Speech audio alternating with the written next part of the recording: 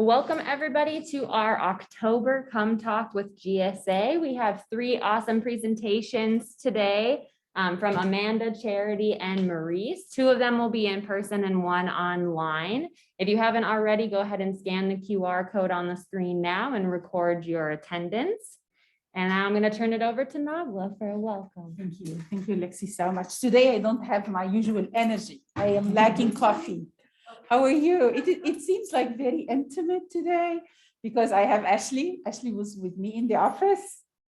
And Charity Oditola, I miss seeing you. How are you?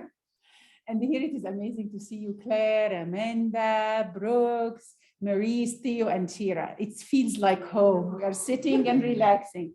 So today I think will be one of the very, very good days because I chased the three presenters. I was thinking with them what could be like a very interesting, exciting presentation. And I am so grateful that you guys accepted our invitation to present.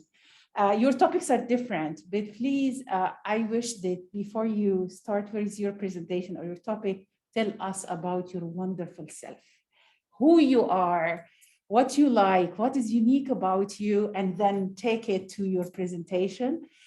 Because this space, we created this space really, really for us to know each other, to know how amazing we are, and to get closer to each other. So by that, I will start with you, Amanda. It's a great pleasure today to have a person like you from gerontology department. We are so excited to know about this amazing department. And now the floor is yours. We will know you first and then know about everything else you prepared for us. Thank you, Amanda.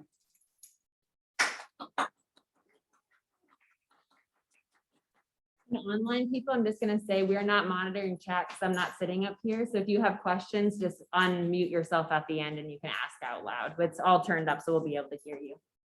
Okay, thank you. Oh, wow, okay. I can't see myself on Zoom, so I hope everyone on Zoom can see me as well. I'm Amanda Hafner, which is slightly out of frame in person, but in person for Zoom. In addition to gerontology, I really enjoy yoga.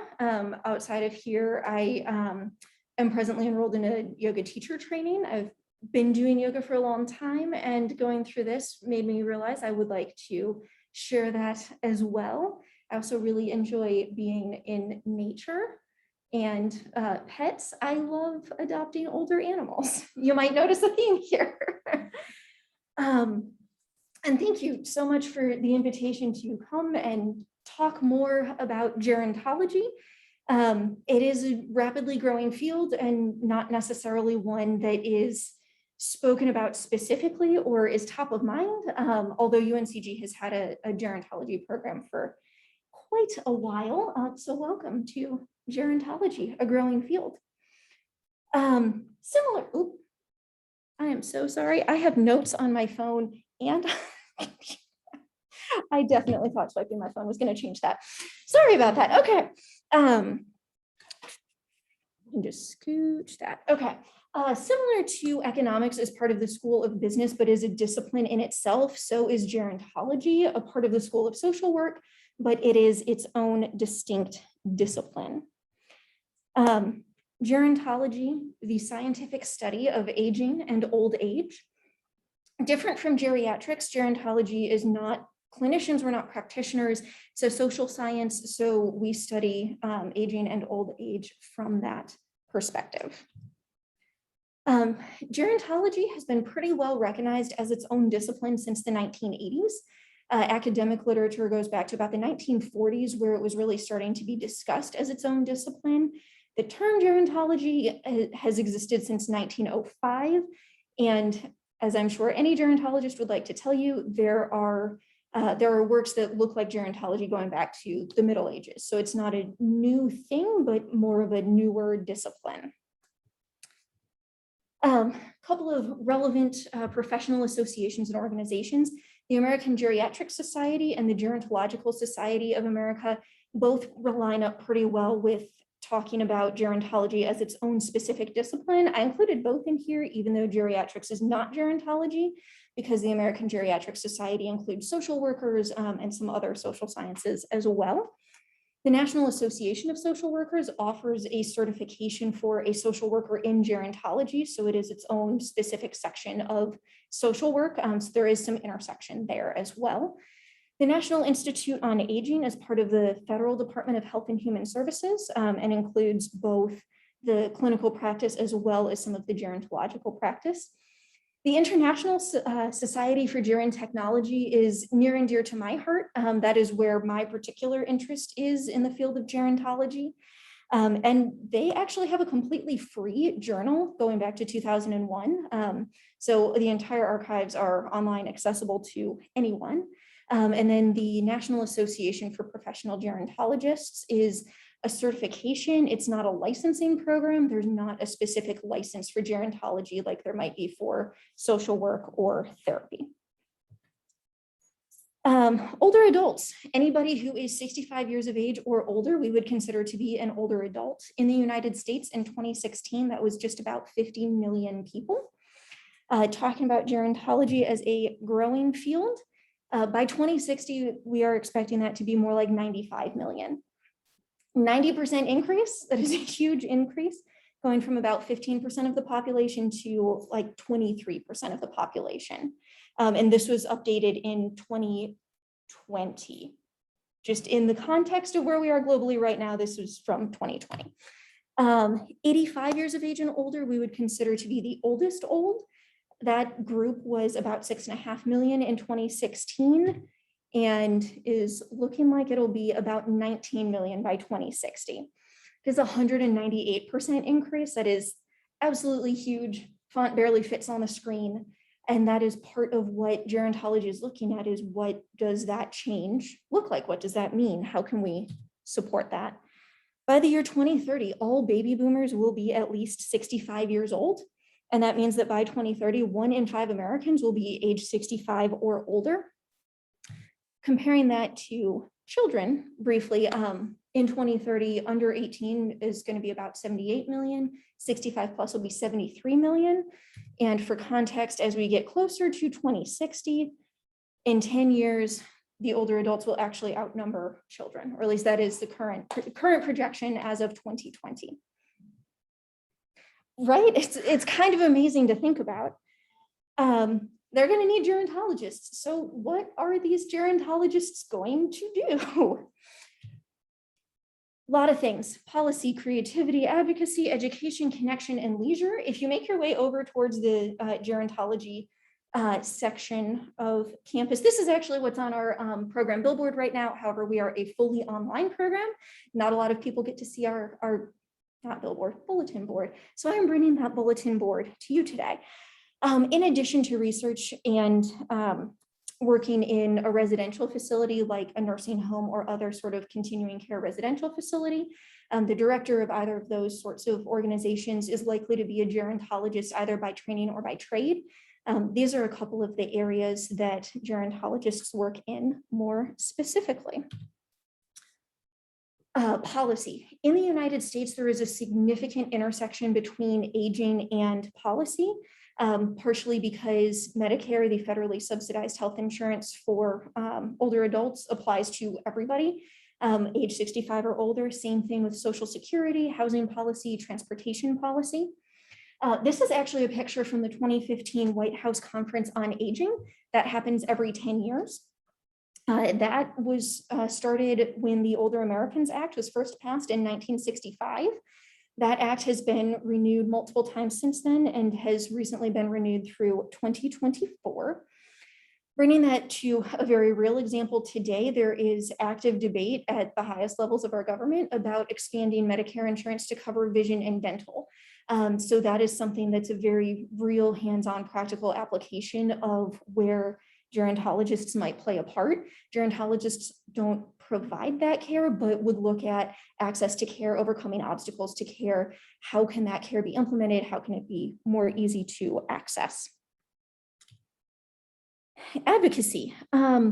So a really hands-on example of advocacy would be something like a care manager, a care coordinator, or a patient advocate, especially for older adults, even just managing day-to-day coexisting medical conditions, having somebody who can help coordinate and manage and help advocate for a patient who maybe doesn't know what questions to ask, helping to coordinate the non-medical pieces of how should that patient think about their own care and how can they better participate in that care. Professional guardians, think Britney Spears. Of course, you know, this is a role that can be filled by family, but professional guardians who might also be known as custodians or conservators, they're all the same. It just depends on where you are, what they're called, but this is somebody who has legal rights to make decisions for somebody who maybe can't make those decisions for themselves. Gerontologists also tend to fight against ageism. Gerontology has been, being a newer discipline, it's been a very intersectional discipline since its inception, but that is also one of the things that gerontologists do in both formal and informal ways. Education. I really like this picture because I think this person is a retired teacher. I don't know why, but that's just the vibe that I get. Could be education of older adults, could be education about older adults. That could mean educating family members, caregivers, professionals in related fields. It could mean education around things like end of life planning, with the idea being, you know, delivering factual information in a person first perspective. But a lot of these can be sensitive topics. So gerontologists are educators as well. Creativity. As people continue through their life course, they develop stories that they might want to share, maybe couldn't share at the time, maybe want to share those. They might be historically important, personally important. They might just be fun. So connecting older adults with outlets for creativity. Creative Aging Network of North Carolina is based right here in Greensboro. They're a not-for-profit that connects older adults with access to art and then promotes the work of those older adults. Along with this, gerontologists would also look at things like depictions of older adults in media and social media, going back to fighting ageism. How does that influence the aging process? How does that influence other expectations? How does that influence the way that we interact with older adults? Connection. I really like this one because we're still in COVID. We're all still wearing our masks and doing a hybrid thing today. So being able to connect older adults with friends, family, medicine providers via telemedicine, things like insurance companies being able to cover telehealth appointments. When you're looking at somebody who benefits from that, maybe whether they don't have access to reliable transportation or are moving away from a provider who's been really helpful for them, just because you're moving doesn't mean you have to change providers. Gerontologists would also advocate for keeping those connections and advocating for social support for those connections, i.e. insurance coverage. Older adults and dating. What makes dating different for older adults? Ask a gerontologist. It is a different sort of relationship that sometimes people are looking for. If your children are grown and gone, if you have children, if you've lost a spouse, if you've never had a partner later in life, what does that look like and what makes it different? Leisure. If we're hoping to retire one day, maybe we're going to have some fun when we get there. So access to leisure, that could be anything from a senior center to helping public and private programs be more inclusive of older adults. It could look like how to enjoy a hobby through physical changes. There's a lot of things that tend to happen to our bodies as we age. It could also be finding new hobbies as life changes. If somebody moves or the support around them changes, what does that maybe create space for? Just a couple of, just kind of a broad overview. And if we have time, I'm happy to answer questions. Like sitting on okay, so I am shook by that projection of that older adults and more prevalent than younger people. Yeah. Is that mostly because of healthcare, or what are the factors? That is a fantastic question. Combination. Oh, yes. So the question was about the projections where older adults are going to outnumber children, and that being a really dramatic shift and kind of what factors are driving that demographic change. Part of it is better medical technology, better longevity, absolutely. Access to healthcare, being able to provide better nutrition. So a lot of those sort of social supports that have increased health in the population more broadly are paying off in longer lifespans. So that's definitely a part of it. Some of it is being able to extend lifespan for diagnoses that used to be fatal. So being able to detect cancer earlier, if you detect at age 62 instead of 65, and you can start that treatment 3 years earlier, you have a much better chance of seeing your 75th birthday. Part of it is also declining fertility rates. All of those numbers, by the way, are inclusive of immigration trends in the United States. So all of that is factored in as well. But a huge part of that is declining fertility rates. Yeah. So this is obviously going to be speculation, because I'm assuming that you guys have not been able to track new data, but how has COVID affected that? Population's probably So for Zoom, the question was, how has COVID impacted any of these projections? Yeah, that's a great question. And that's why I mentioned that these are current as of 2020. Looking at what some of that looks like, I mean, of course, early on, a lot of the concern was around older adults and immunocompromised individuals. That was definitely a group that saw a lot of mortality from COVID. In the long trail of COVID, as COVID has continued, there's not necessarily super great information on how this will change, especially if there's with long COVID and some of those other things, what other like second and third order effects might there be? What I've seen so far, me personally, because I've been trying to like watch along with this, because COVID has absolutely shifted more of an interest towards aging in place, staying in your own home for longer, or downsizing to an apartment as opposed to a residential facility. There's not as stark of a difference with older adults compared to 40s and 50s. So kind of that going to become older adults soon, with many underlying causes, but that mortality rate has not been as stark as COVID has continued to progress. Yeah, absolutely. I have no idea why Amanda made gerontology and aging something nice and kind and inviting and leisure and happy. And it is your personality. I think, Amanda, your personality equaled the topic. Thank you so much. We enjoyed you and the topic so much. Thank you so much.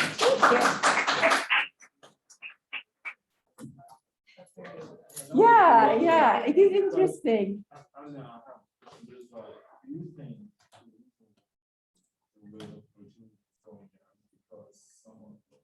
Young girls don't want to have children because of the living conditions, so they don't feel like having. There are side talks, Charity, here in the room. I'm coming to you. Yeah, I know. I hear it. I feel very excluded. Are you at Special Blend? No, I am at Cheesecakes by Alex. I can't hear You guys you. can't hear me. Yeah, the background noise. I am at Cheesecakes by Alex. Lexi, I can't hear her.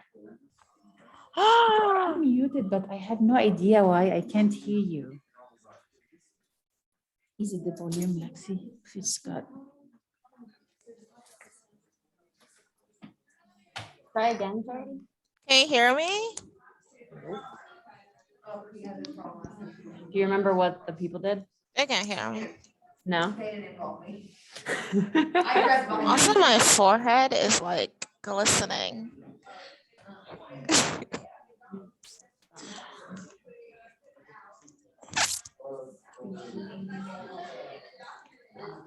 Yay. Hi. Oh, that's nice and loud. Oh, well, I try. Here, you can go ahead and share your screen now if you like while Nagla introduces you. Yeah. Okay. I have a quick question. How long is it supposed to be? We have plenty of time today, so as long as your presentation is around 10 minutes, we'll have plenty of time for questions. So don't worry too much about the time. Okay. Okay, thank Okay. I have to cut Theo off. It is okay. Her Majesty, love Oditola, and for Brooks, Charity is love's sister. Do you know that? I know now. Yeah. We are so lucky to have two beautiful, amazing sisters like Charity and Love. If you guys remember, Charity presented to us about her department, the Educational Research Methodology Department. Love is in my mind. Charity. They have beautiful names that usually is mixed in my mind. So Charity is a second year master's student in the Educational Research Methodology Department. She is on the evaluation track, and you are in the program of master's PhD, correct, Charity? No, just master's? Okay. I know Charity personally because I had a class in evaluation with her. She is an amazing student. She is an amazing colleague. She is always there to help her classmates. She is funny and always smiling. And I really, really admire the presentation about Senegal. I have been there. I like the food. I like the food so much. So Charity, the floor is yours. You are an amazing person from an amazing culture. Remember to talk about your beautiful self. Thank you so much, Nagla. I always say that, whenever Nagla talks, I mean, really, especially for me, take it with a grain of salt because, when you actually meet me, you're like, I'm sorry, where's that person Nagla said? But that's besides the point. Yeah, so I'm Charity Oditola. Sorry, that made noise. I am an international student, born in Nigeria, but I grew up in Senegal. If you hear background noise, I'm at a coffee shop at my Cheesecake by Alex. So people are, having a social time as they should. So I, as Nagla said, I'm also in the, I'm a master's student, my second year master's student in the ERM department. ERM is Educational Research and Methodology. And I'm on the program evaluation track. I don't know, something interesting about me. I guess I have about seven names that were given to me by my family, but really the government decided to choose only two of them. So that's interesting about me. Boohoo government, but that's a story for another day. I actually personally don't even know all of them, but I know it's about seven. So to jump into it, today I'll be presenting on Senegal.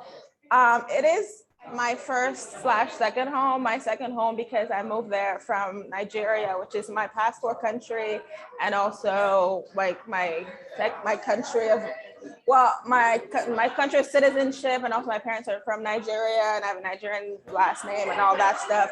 But I really grew up in Senegal. I moved there when I was about 5 years old. So it's my second/first home. And that's where my parents are right now. So Senegal, the land of Teranga.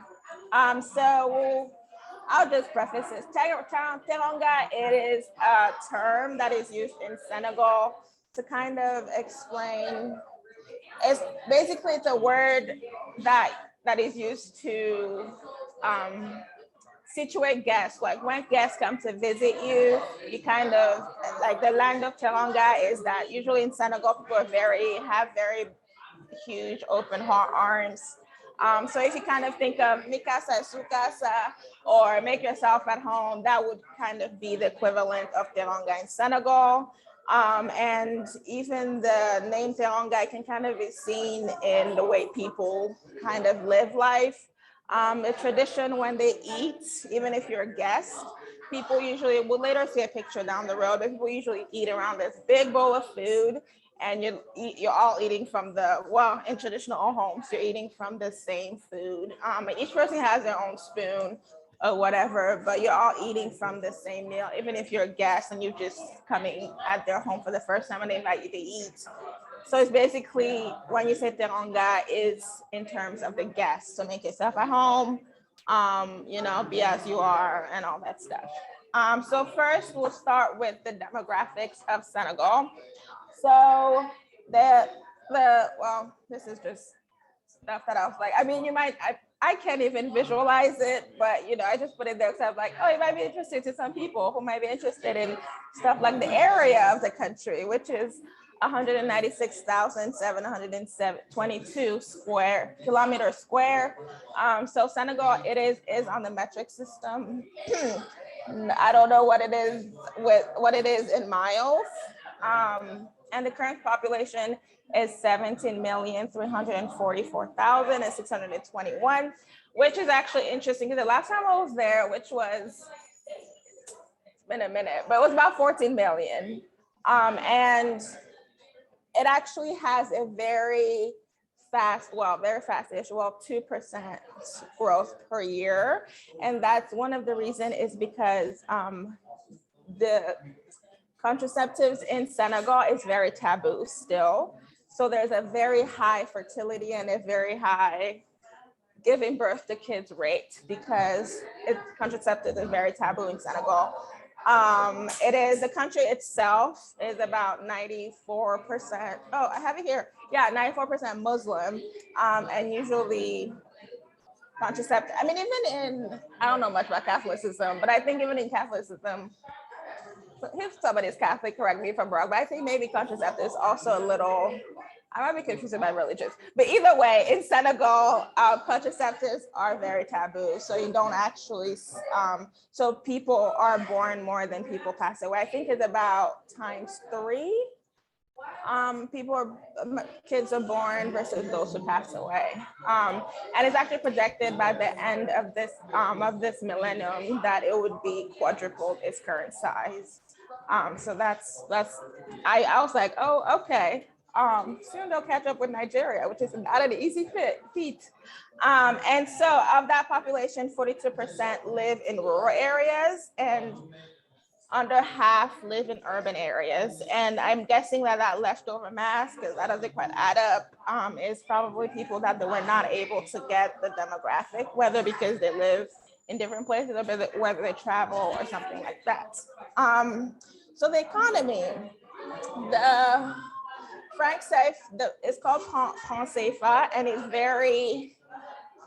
pretty weak compared to the dollar. So the dollar currently is about 565.50 franc CFA. And I mean, it's usually about around that price. It does fluctuate as an economy does. But yeah, I mean, if somebody was to retire in Senegal or go on vacation to Senegal, it is pretty cheap to do so. Like to live there for a certain amount of time compared to the dollar, not necessarily compared to the actual economy there. And the economy itself relies heavily on fish, which is why I put a picture at the beginning. Which now can I go? At the beginning is on the boat, and those are actually the kinds of boat they use to go out fishing. So in French it's called une pirogue, and usually fishermen, they get in there and they go sometimes for the night or however long to go get fish. So it's heavily reliant on fish. Another one is peanuts. You can literally turn north, south, east, west. You will find a street vendor who's selling peanuts. It's also like a good snack in the day if you just want something to eat while waiting for dinner or whatever.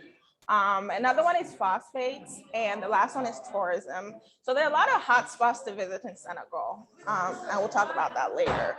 So as I previously said, the religion, it is 94% Muslim, 5% Christian, and 1% is an African religion of some sort. And when we think about African religion, for example, my grandpa, he was a polytheist. So you have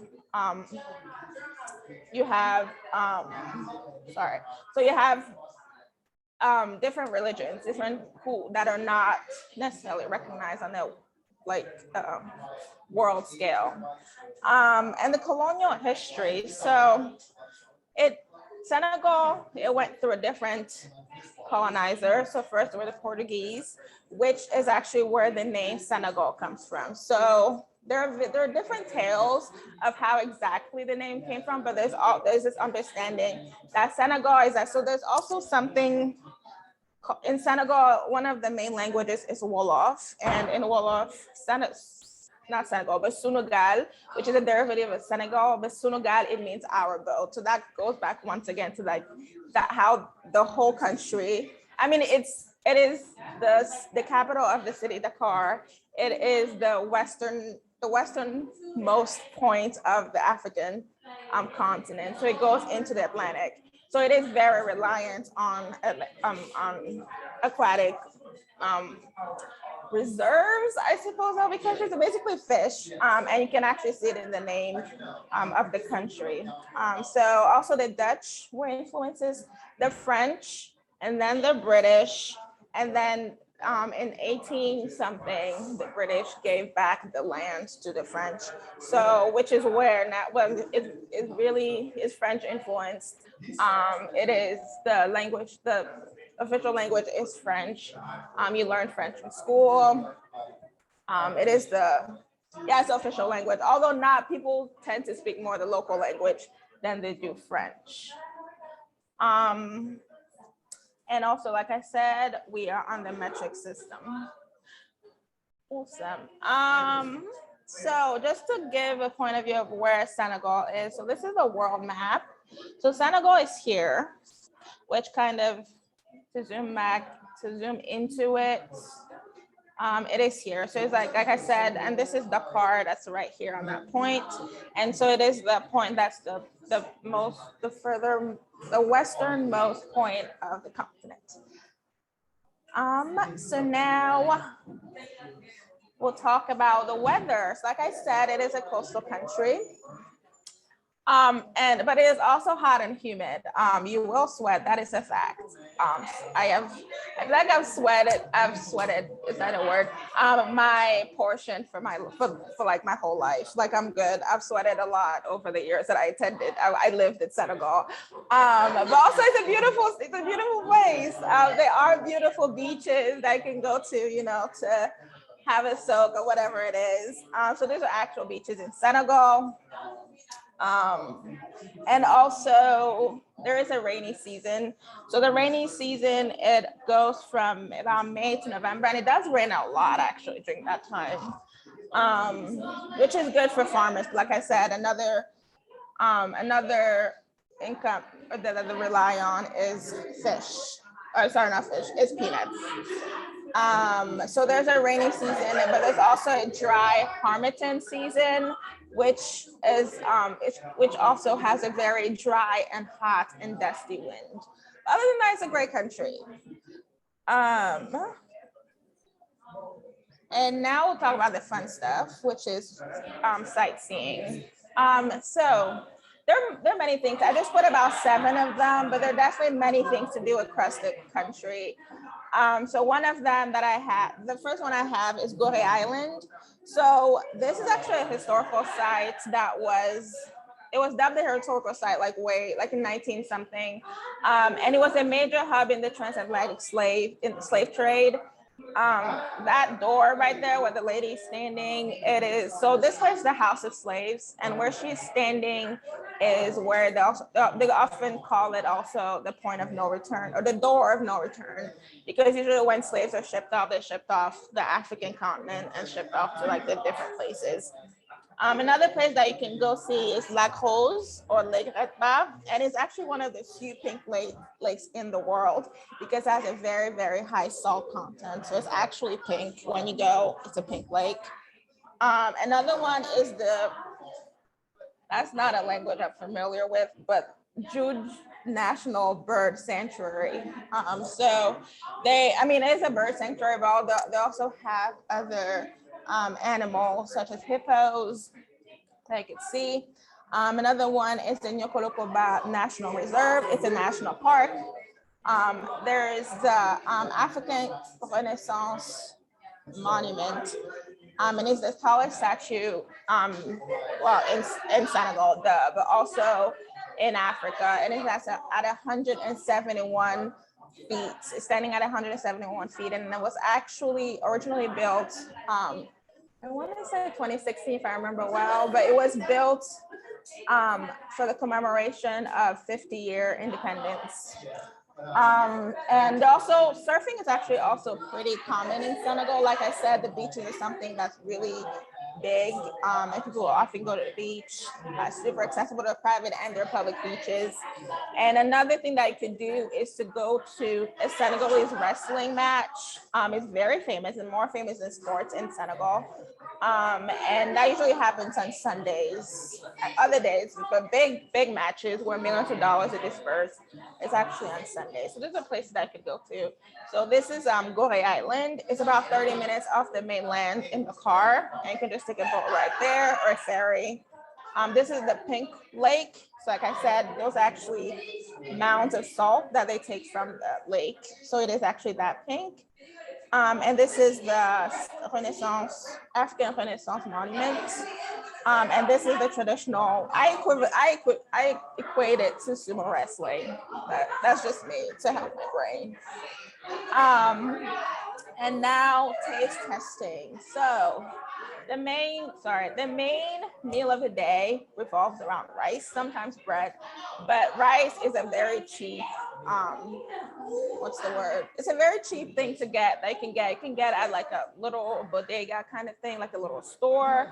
You can get at a supermarket if you want, but most people just get it either with street vendors or just little stores that kind of just local stores. So this first one right here is Chebouin. If anybody if anybody knows jollof, there is like controversy around jollof, but really this would be Senegal's version of jollof, but it's also not the same thing.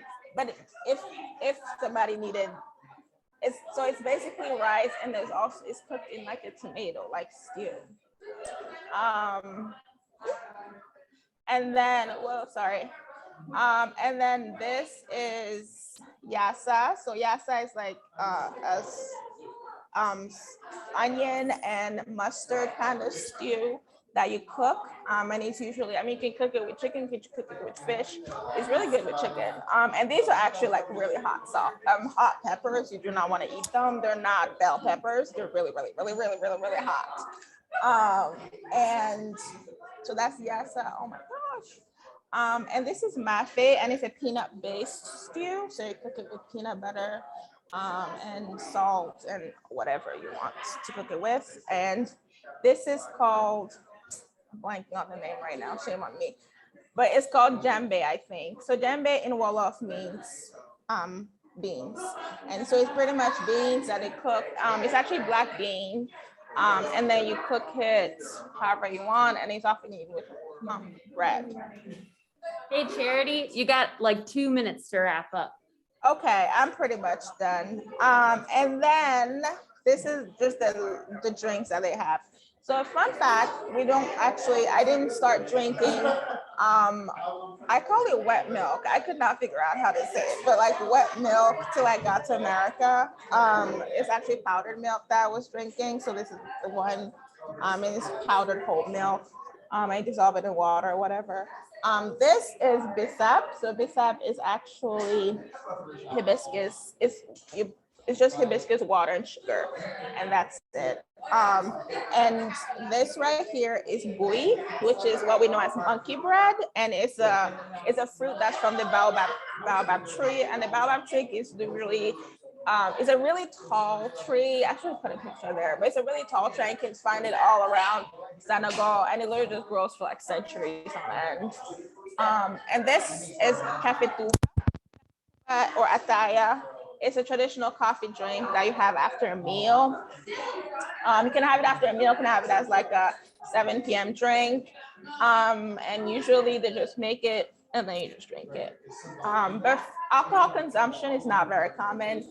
Also fresh juice in general is not very common, but alcohol consumption is not very common because, like I said, it is 94% Muslim country. So not a lot of people do drink alcohol, but there is alcohol. And last, these are just snacks that you have. So these are nems.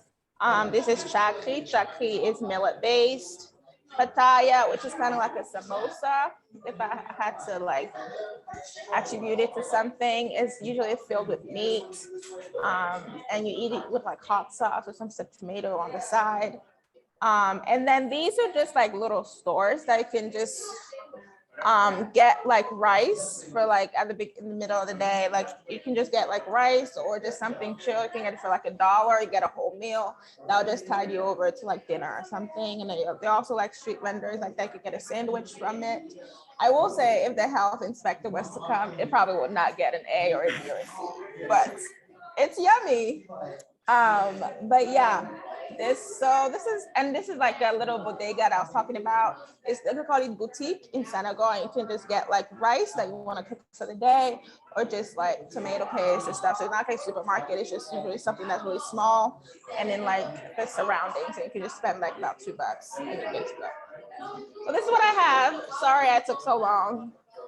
So this is Senegal. Go visit. Oui, merci beaucoup. C'est une présentation élégante et très peu. Thank you so much, Charity. This is amazing. Any questions before we move on to the next presentation? Any questions to the land of Teranga? Yeah, I really like, because I had a chance to visit and see how culturally we are so similar. Like, in Senegal, we both French, See. but and also so different when it comes to like culture and custom. Because I remember the example was me trying to take a picture of a woman, and she refused. And she said, "No, don't take a picture of me, because when you're using your, little thing, you are stealing my soul." And I turned to my sister, I was like, "That's exactly how some people saying that." Okay. I was like, "Yeah, you see how similar we are." So it was just like, and the Gory Outline was a very emotional journey for me. It was beautiful. It's a beautiful country. If you had a chance. Charity, did you hear what Theo said about Senegal? He said it is a beautiful country like Cameroon. Wow, it is better than Cameroon, but that's neither here nor there. But it is beautiful. That is the one truth he said. It is a beautiful place. Ah, la, la. My goodness, what can I say about you? Hours from here, so it's perfect. Maurice, yeah, you see, Where's the everybody's camera? happy to see Maurice Fernandez. Funding is important. All right. My goodness, how can I present this beautiful person? Maurice Fernandez, do you know her? You don't know her. She is a PhD student about to finish. Not yet. Very A while soon. to go. Communication. I got a long time to go. Communication disorders department. But Brooks, she was in love, and she's in love with public health. She had minor in public health, where I met with her. I had classes with her. Maurice is a phenomenon with her expertise and the countries she visited and what she stands about in life. A lot of good things about Maurice, but you are so kind. You have she has a beautiful heart. Whenever you know Maurice, you will fall in love. I promise. And Maurice, You're right, Charity. Take it with a pinch of salt. And I love her British accent. I love it. Okay. The floor is Okay, yours. all right. Well, I have to say that I'm not as prepared as everybody else, because Nagla called me yesterday and she said, just talk for 5 minutes to the GSA about anything. It's fine. Then I get a message from Lexi saying 10 minutes and your presentation. I'm like, what? So I've tried to cobble together something. And as Nagla said, as I go through my talk, you'll find out more about me. It's about my journey from Goa to Greensboro. So let's see if I can get this to work. Oh, yes. So this is kind of the only slide. So I was born in Goa, which is a Portuguese colony on the southwest coast of India. As it's Portuguese, it's Catholic. My mother tongue is English. Everybody gets very confused on that, but my mother, my grandmother, English was their first language. So I was born in Goa, but I migrated to England when my parents became parents. They decided that they wanted a better life for us and better education, better opportunities. And so they applied to Canada, but the guy at Canada wanted a bribe to let them in. So they said, forget that. And they came to England instead. So I always say that I grew up, I was educated. So I always say that my accent, my education, and my passport are from England. but I'm from Goa because like many immigrants, when you move to a country, you cling on to your culture. First generation immigrants cling on to their culture very strongly. So I was brought up very much in the Goan culture. So I stayed in England until I graduated, but I had a gap year between high school and college where I traveled. And I met so many people that were traveling. And I thought, geez, all I've done in my life is study. My whole life I've just studied and I really want to travel. So I decided I was going to travel. So I went and did my degree. After I finished I did my degree in speech and language therapy in Manchester in England. And when I graduated, I took a year off to travel.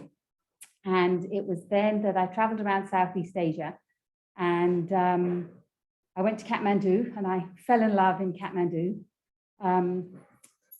First with my hat from Kathmandu, and then with the place. And when I was when I went back to England, I was going for a job interview in Manchester, and I was going up the escalator at Victoria Station, and there was a sign, a poster saying speech therapy post in Kathmandu. And I'm like, what? As we're going down the escalator. And those are the days before cell phones, so I couldn't take a photo of it.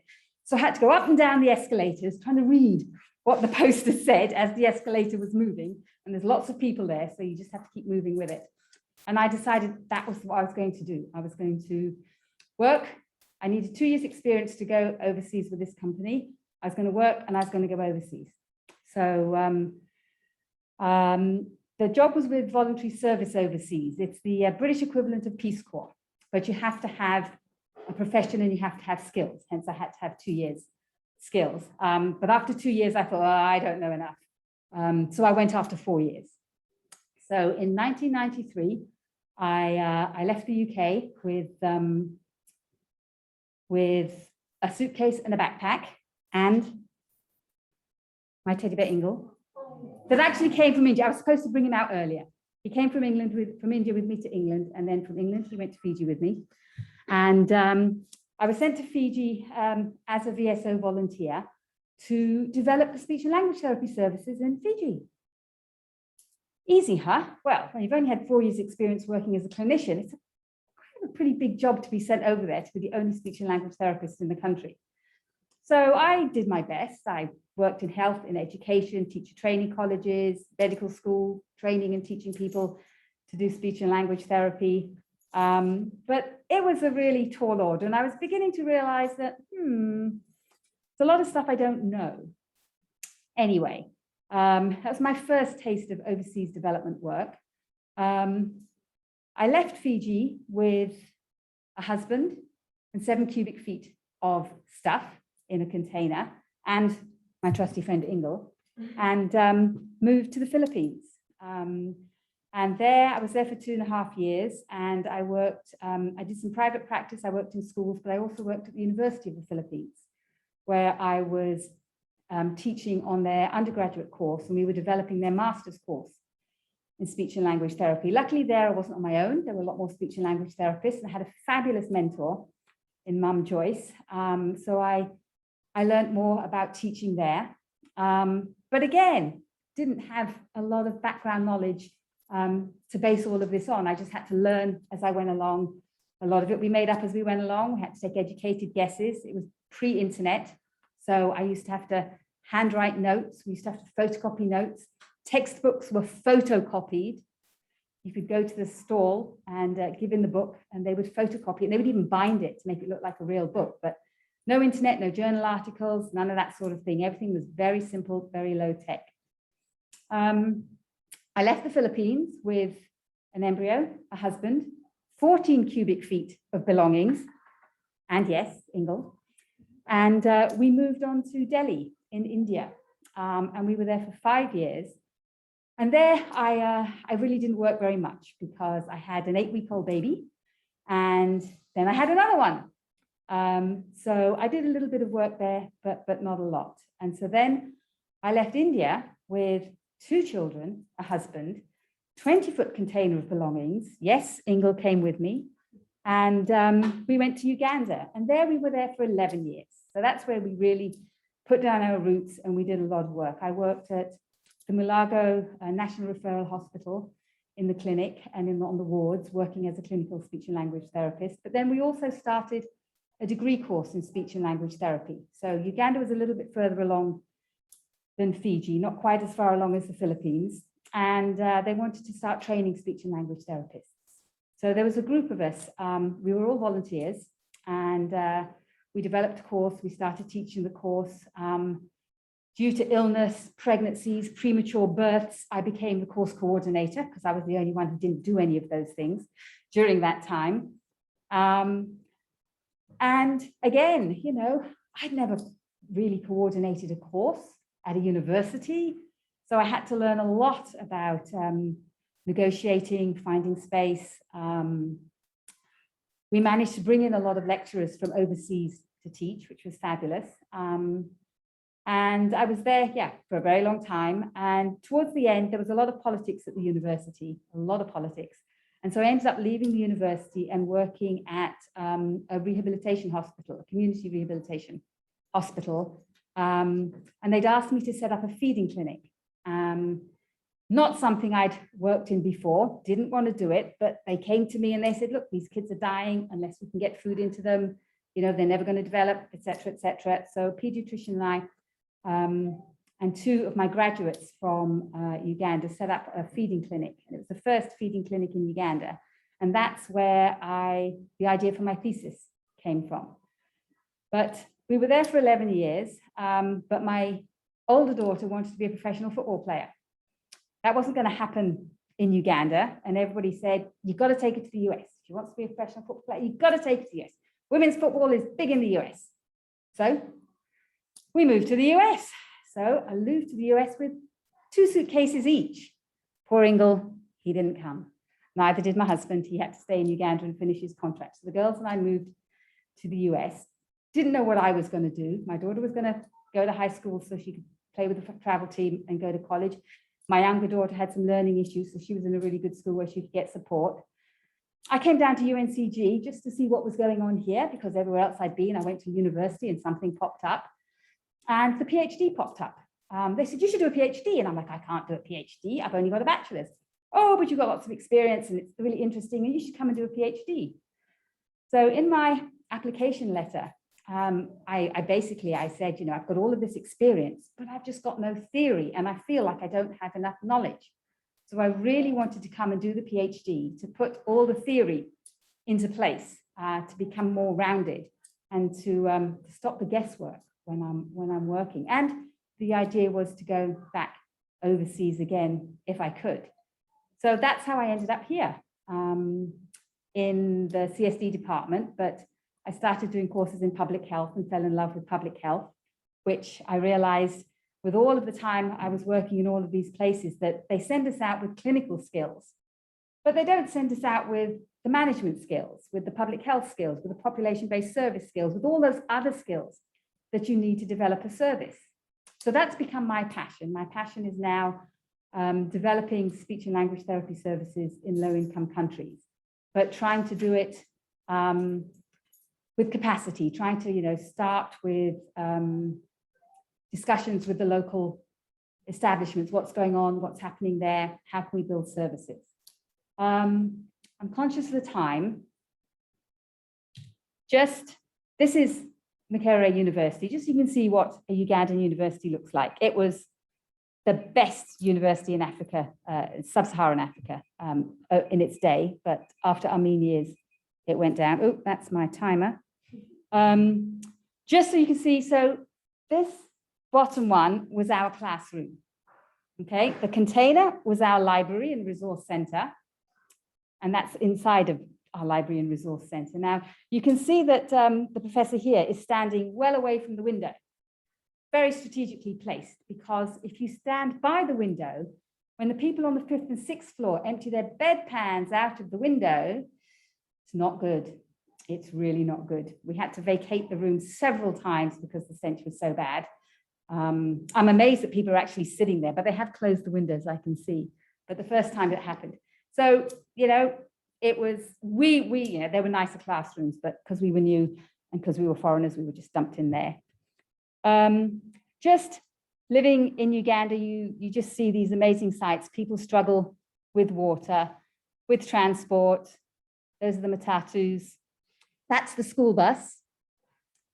It's often how kids get to school, as many as you can get on a boda boda. It's called a boda boda.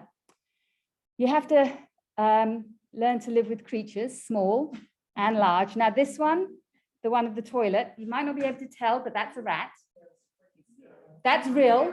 I got a call from a friend of mine, Maurice, you've got to come really quickly, you've got to come really quickly. I go around, the lid's shut.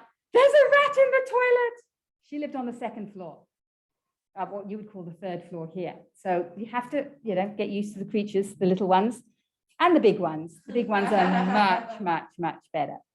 And you have to get used to lots of smiles and lots of interest.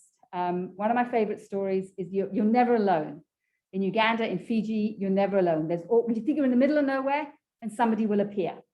I was asked to give a talk at a conference, at a Seventh-day Adventist conference, the women's conference, big women's conference, 700 women there. So they asked me, just tell us a little bit about yourself. So I told them a little bit about myself. So go up. The guy goes up and introduces me.